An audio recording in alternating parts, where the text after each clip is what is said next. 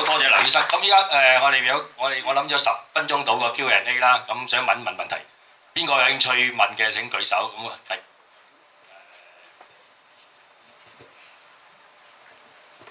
梁醫生你好，有條問題我想麻煩你解答下，因為我識得有個朋友咧，佢做完甲狀腺手術之後咧，佢兩邊都切晒，佢失咗聲，完全講唔到嘢。咁醫生就話可能會幾個禮拜，即係唔知啦嚇，慢慢會出翻聲咁。但係佢幾個月㗎啦，都係唔得咯。即係其實係咪傷到個聲帶先會係咁？其實就係正話我講係傷到供應聲帶嘅神經線，就唔係傷咗個聲帶本身。嗱嗰個聲帶咧，其實咧就你神經線供應嘅聲帶咧，就令到個聲帶兩邊咧可以夾埋一齊嘅，即係好似個三角咁樣，咁可以夾埋一齊。咁如果你傷咗條線咧，sorry，如果你傷咗條神經線，嗰個聲帶就喐唔到啊。咁變咗，如果你你一邊喐到，另外一邊喐唔到嘅時候咧，佢閂唔冚咧，咁就把聲就會即係會沙啊。或者冇乜氣咁樣，因為走漏氣啊！咁嘅時候咧就有點解話有陣時過得一段時間有機會好翻咧？因為第一佢有機會佢即係拉扯嘅損傷，佢只不過係傷咗佢之後嗰個神經線復原翻，咁佢咪喐翻咯？咁呢個係一個可能性啦。咁第二個可能性咧就係、如果佢嗰個神經佢個聲帶好一邊喐唔到啫，另外一邊喐到啊嘛。咁有陣時咧，另外一邊如果喐得即係慢慢鍛鍊咧，佢可能會喐得好咗咧，佢係可以移過啲，咁都閂得冚佢嘅話咧，咁咪亦都係冇事咯，亦都會即係個聲亦都會進步翻咯。咁但係如果佢真係冇法子train 到另外一邊喐多啲，而佢唔喐嗰邊又真係唔肯喐咧，咁咪變咗會係會一路沙咯。咁喺咁嘅情形咧，有陣時咧如果真係好差嘅情況咧，有陣時耳鼻喉醫生做嘅嘢咧，有陣時佢哋就會打一啲嘢落去。唔喐嗰邊打脹佢，咁佢脹咗之後咧，喐嗰邊咪唔使喐多好多，都可以閂埋佢咯。咁啊，亦都可以幫得到嚇。咁所以咧就通常我哋都會話頭嗰半年咧，我哋都會話唔去搞任何嘢，因為佢仲有個機會自己嗰把聲可能會好翻啲。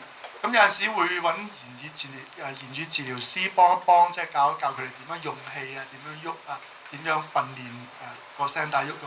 咁有陣時都已經足夠可以幫得到令到佢進步翻啲嘅。咁所以咧，通常都唔會話頭嗰半年都唔會提議你話即刻就走去揾人做手術啊咁。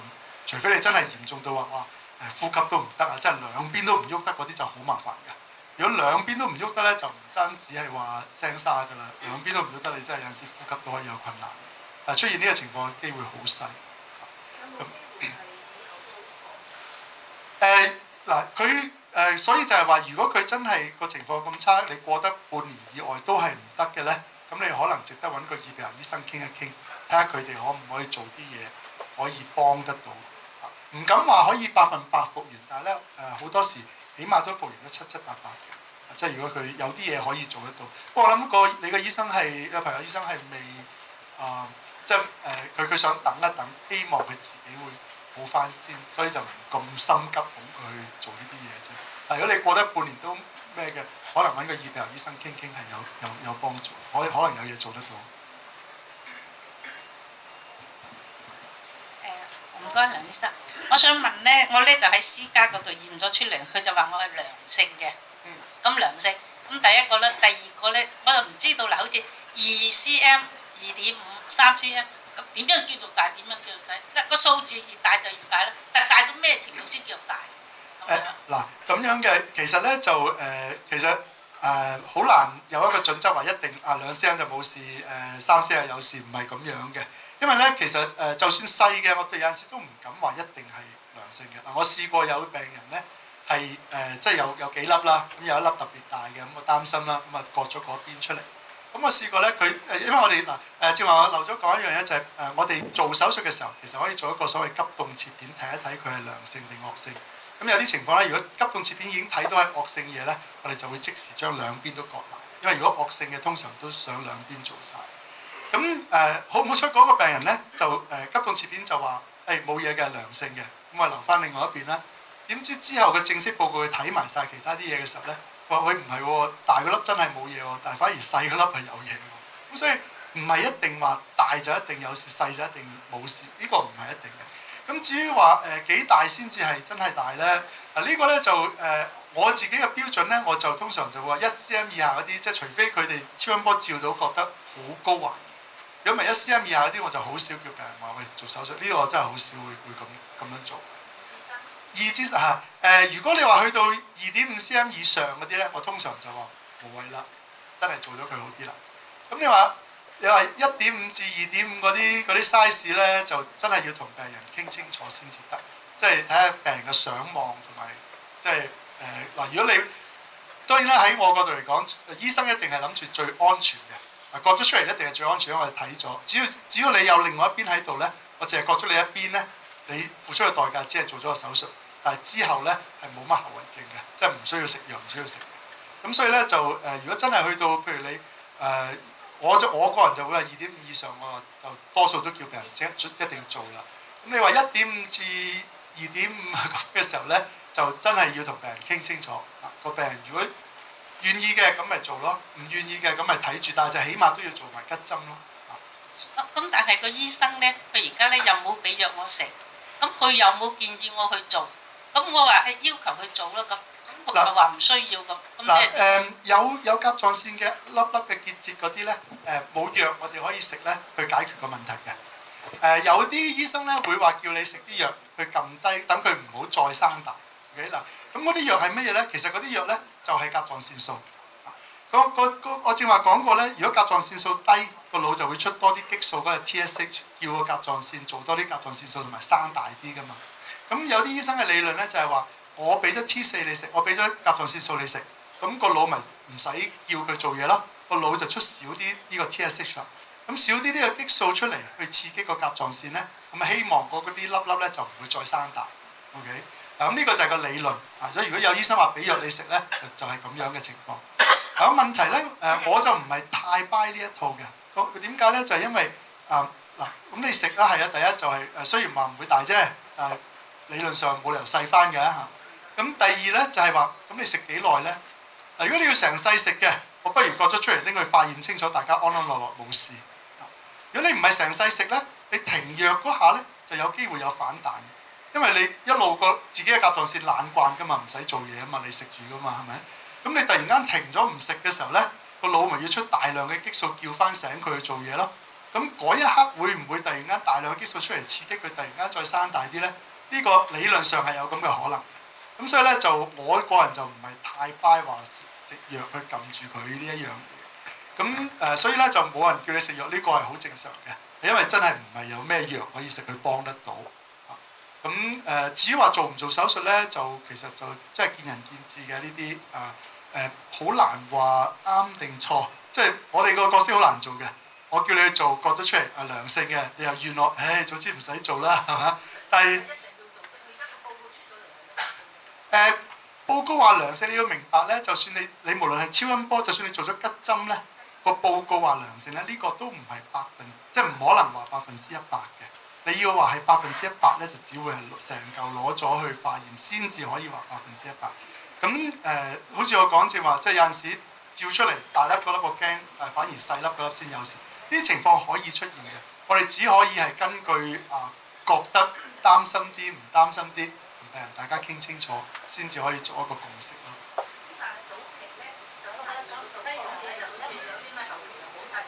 冇事咁咪唔使理佢咯，係咯，冇事咪唔好理佢。開刀做手術就真係睇你去邊間醫院同埋去住咩房咯。呢個或者我之後同你講一下，唔好。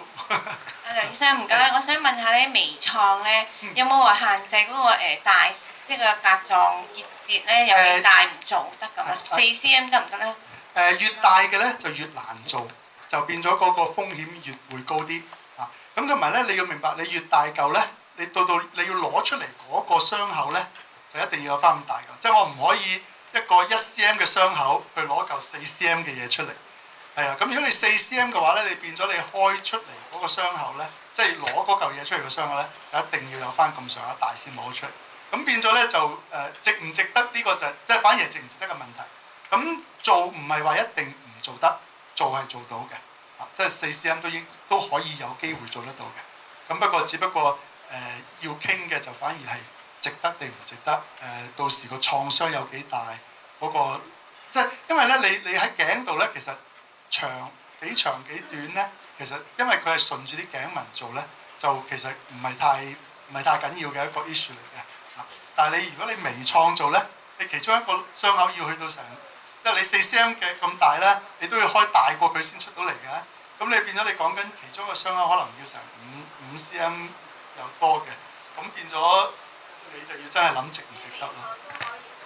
有機會做得到嘅，有機會做得到。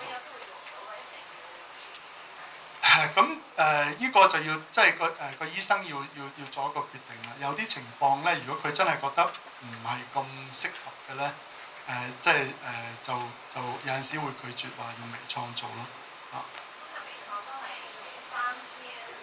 如果3cm 以下就應該好 comfortable 嘅啦。4cm 都有做過嘅，不過真係難做啲咯，真係難做啲。梁醫生請問，我係08年啊，要發現我呢個1年中間有2次啊，生意啞咗，啞聲。你係未做過手術？冇做過手術。突然間我去做檢查，檢查發現我呢個右邊嘅呢個甲狀腺要生啦，最大一粒係5mm啫。OK。如果佢5mm咁細咧，理論上就唔應該話有好大嘅壓力嘅嗰啲咁嘅問題。但係佢檢查咗之後咧，幫我抽咗呢個組織液。我問佢係咪惡性或者良性，佢話呢個唔敢肯定，但係佢醫生要建議我做手術喎。OK， 嗱有陣時咧，你要明白咧，惡性同良性咧唔係黑同白嘅。咁有陣時咧，佢譬如假如話有20樣轉變，佢先至係惡性嘅。咁有陣時佢可能睇佢啲細胞，咦有5樣或者10樣轉變喎，但係佢又未係可以話係惡性，咁佢就只可以話唔規律或者有懷疑。咁所以如果佢嗰個化驗師係出個咁嘅報告嘅時候咧，個醫生就可能會同你講：喂，最好攞出嚟啦，咁啊穩陣啲啦。後尾佢話佢話啱啱就跟正咗，但係我1年去做過1次，到了最後1次係今年4月份，佢調翻出嚟，喂先生你呢個好似少咗，調出嚟細咗。OK，咁理論上如果細咗又你原先都係5mm又細咗嘅，咁變咗可以睇住先嘅。不過我都當然我要睇下佢原先抽針個報告係寫乜嘢，因為如果抽針個報告寫話係有懷疑或者係有轉變咧，咁就應該要做嘅。但係如果佢抽針個報告只不過話係冇嘢嘅，咁而佢而家又細咗嘅，又本身都已經咁細，再細咗啲，咁我就會話唔好做。咁所以3個醫生、4個醫生，最好一個醫生咧，佢叫我係唔好做住，觀察先。但係始終有一個我冇同醫生講，因為我好驚呢個，我太太曾經做過呢個手術啊，但係我都係堅做手術，但係我要食一種藥，保健產品。保健產品。係啊，你自己去調理一邊啊。但係我唔敢正式嚟講，我似下個月估計仲有1次細照嚟講。OK， 咁呢個嗱呢啲我就真係唔敢俾保證你啦。呢啲產品呢啲我真係喺我哋個角度就唔可以。係梁醫生，我個結節就係2個 cm 啊。係。咁但係呢2個月咧，嗱把聲成日都係咁沙啦。咁啊前幾日抽針咧就話非良性，但係咧就又唔可以話係 cancer 啦。就佢好似係講係 follicular lesion 係啦。嗱 follicular lesion 呢個問題咧就麻煩啲。因為咧嗱甲狀腺嘅 cancer 有好多隻嘅，最常見嗰隻叫 papillary 嘅 cancer 咧，如果你抽針見到 papillary 細胞咧，就已經知道佢係 cancer 㗎啦。OK， 但係 follicular cancer 咧就好麻煩嘅，因為 follicular 嘅細胞咧，良性同惡性嘅腫瘤都可以有嘅。所以如果佢話抽出嚟話 follicular lesion 咧，咁就即係變咗佢只係見到 follicular 嘅細胞。嗱 follicular 嘅 cancer 咧就唔可以靠就咁吉針就話得實。咁所以如果有咁嘅懷疑嗱，你又去到2 cm， 你又有少少沙聲，又有少少擔心嘅咧，咁可能都係應該要考慮做手術。因為咧沙聲其實即係沙聲其實係一個比較擔心啲嘅跡象嚟嘅。點解咧？因為我都講嗰條神經線係匿咗喺個食道同嗰個嗰個氣管嘅中間噶嘛。咁所以其實唔係咁多情況之下，就算你生到好大嚿咧，都未必會真係壓住佢嘅。咁所以好多時沙聲咧驚就驚佢係惡性嘅細胞咧食住咗嗰條神經線，令到佢沙聲。咁當然啦，沙聲好多嘢都可以沙聲嚇，咁但係就即係如果你話沙聲又係甲狀腺又係有嘢又有懷疑嘅咧，咁呢個咧就會令到我會可能會同你講話，可能值得考慮做咗佢會好啲，因為始終你做咗一邊，只要良性嘅，你另外一邊冇事嘅，咁你就唔需要食藥，唔需要食藥。O.K. 咁但係你大嗰粒嗰邊就緊要啲咯，即係如果你擔心大嗰粒嘅，咁咪做咗大嗰粒嗰邊咯。咁當然啦，即係你話要徹底嘅，咁梗係兩邊做晒。咁但係你要付出嘅代價就要食藥咯。咁但係有陣時就會話誒，淨係做咗擔心嗰邊，留翻另外一邊，咁第時再有問題先再做咯。係啊，梁醫生嚇你好，我想有兩個問題。第一個咧就係甲狀腺鈣化會唔會發展成為甲狀腺癌咧？第二個問題就係甲狀腺癌有冇辦法預防嘅咧？嗱，鈣化咧就要睇個 pattern 嘅，有啲嘅鈣化嘅 pattern 咧係已經見到咁嘅 pattern 咧，就已經係好大機會係惡性嘅。咁所以咧就依個咧就真係要睇嗰個 X 光醫生嗰個報告，佢講鈣化嗰啲點嗰啲 pattern 係唔係有高度懷疑？如果有嘅就真係要做手術嘅。如果冇嘅，只係一兩點喺度嗰啲咧，唔係一啲值得擔心嘅嘢。咁至於話點樣去預防？其實咧就暫時醫學上真係冇乜嘢特別可以提議你哋話食咗乜嘢可以，或者唔食乜嘢可以去預防甲狀腺嘅 cancer 呢樣嘢，呢個就少嘅。咁令刺激甲狀腺咧就碘質都好有關係，太過多或者太少都唔係咁好。咁所以咧就我會話均衡飲食咯，即係譬如你如果紫菜當飯食嘅，咁呢啲就唔係咁好啦。咁但係就你又唔可以冇嘅碘，但係你太多又唔得。係咯，呢個都係預防嘅講咗。我諗梁醫生都講過，即係點樣可以預防到甲狀腺食嗰個紫菜啊，太多都可能真係去影響到甲狀腺㗎。可以，因為佢仲有冇其他嘢可以影響到甲狀腺嘅咧？唔係因為喺預防方面，其實就真係我哋暫時嚟講就冇咩可以建議到話唔食乜嘢或者係咩。我諗最主要我哋會叫病人就盡量自己檢查下啦。如果摸到有嘢就早啲去照一照睇下有冇事咯。即係預防啊，勝於治療啦。咁啲仲有邊我諗問多兩位啦，即係時間得係 OK。梁醫生，如果係 T3、T4 或者 TSH 正常咧，就係點樣咧？因為我自己舊年就照到有9粒小節，就有4、5粒就鈣化咗，其他就水狀嘅。咁舊年咧就平均都係最大1 cm， 但係今年再照咧就全部都大晒，最大一粒就1.5 cm。咁但係我 T3、T4 正常嘅。咁如果係唔會細嘅，咁點解要等到2 cm、3 cm 先做咧？唔係嘅，我唔係話一定，即係嗰個數目字就唔係話好緊要嘅。T3、T4 正常，又有粒粒，其實可以兩樣嘢嚟。我即係話講甲狀腺可以有功能上嘅問題，亦都可以有腫瘤，唔係一定要兩樣都有嘅。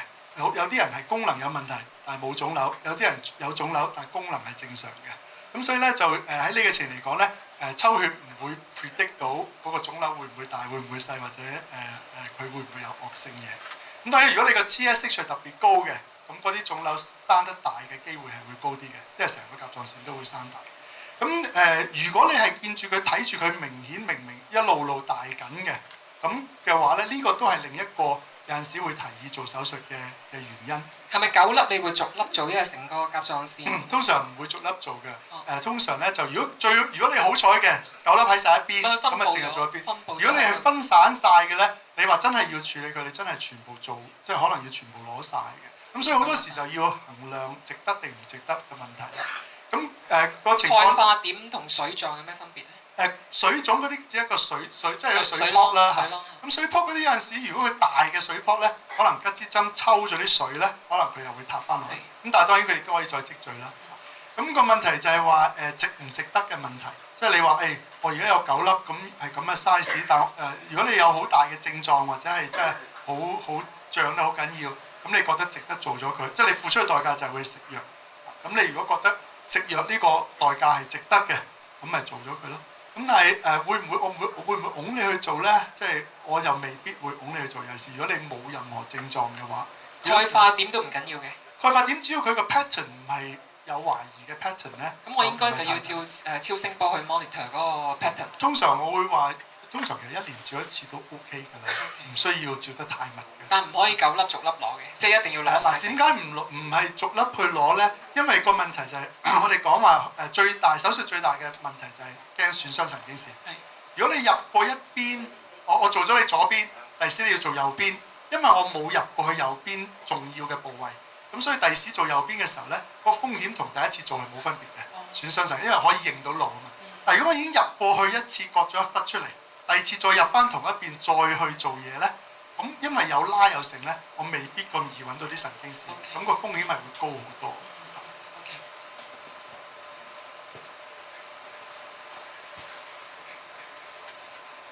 阿梁醫生你好，我想請問下咧，因為我有個朋友2年前咧就被發現有甲狀腺癌啦。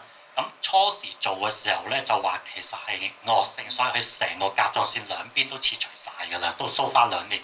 咁想問其實如果切除晒之後，會唔會係日後唔會再有呢個 cancer 再復發嘅機會咧？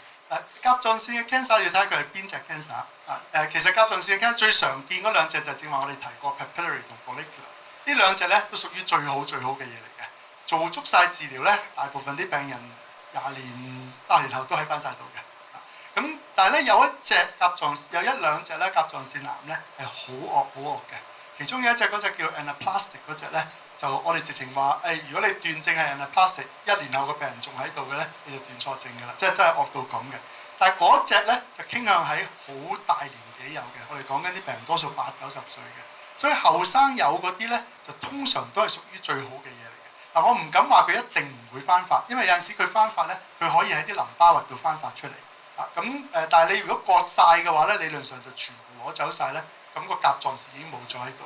因為佢嗰陣時 check 到嘅時候咧係早期，好早期㗎啦，咁係屬於乳頭癌喎。OK， 嗱佢如果係好早期嘅甲狀腺癌咧，有啲如果真係好細粒嗰啲咧，即係我就講就1 cm 以下嘅惡性腫瘤咧，其實我哋就唔擔心嗰啲嘅。我哋唔擔心到咧，只要你另外一邊冇粒咧，我哋甚至淨係割一邊嘅啫。即係如果佢嗰個 focus 啊，即係嗰個甲狀腺，即係嗰個惡性嗰個 focus 係細過1 cm， 咁呢啲咁早期嗰啲咧，我哋就直情係真係好唔擔心佢。咁但係當然啦，如果你真係有呢啲嘢，我哋留翻一邊嘅話，我哋都要定時照住另外。佢兩邊切晒，基本上。明白。咁所以如果佢即係我唔知佢幾大㗎啦，咁如果佢係過咗1 cm， 通常0.8其實有陣時我哋都可能會可以，即係而家嚟講咧，有啲醫生係開始話係細過1 cm 就可以留翻一邊，但係亦都有啲係會即係最保險嘅，梗係做晒兩邊啦。咁但係就而家我哋開始就覺得，如果細到咁樣嗰啲咧，可能可以留翻另外一邊，等你唔使食藥。咁我想問咧，萬一不幸佢真係復發嘅話，係通常會去傳染咗啲咩？通常會喺淋巴核，喺啲淋巴核嗰度嘅。通常佢係會散，尤其是 papillary 嗰隻，通常係散去淋巴核。OK，好多謝阿梁醫生今日為我哋主持呢個講座啦，咁樣。